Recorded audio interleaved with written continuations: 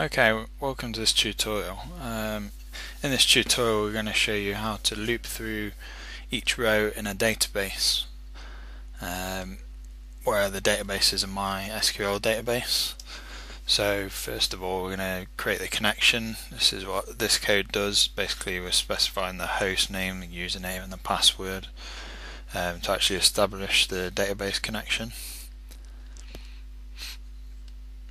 Right. Now once you've established the database connection, we need to make sure we select the right database for the code to use.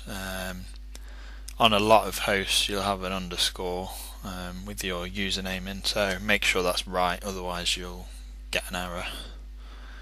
You also specify which connection you're using to specify the database.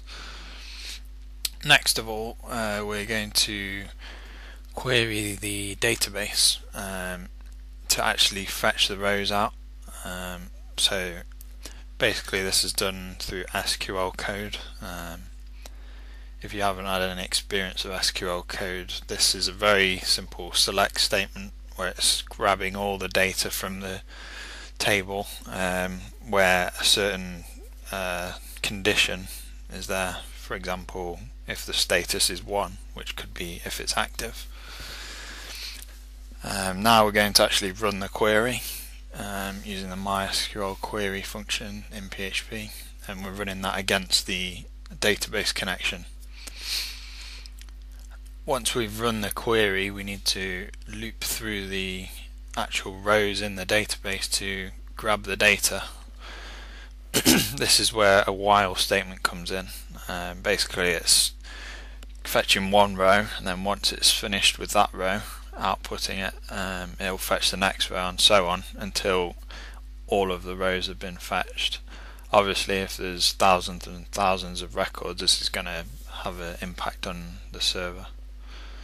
But as this is a fairly simple query where it's just fetching the first name and the last name, it's fairly straightforward. And that's basically it. Within that while statement you can do whatever you please.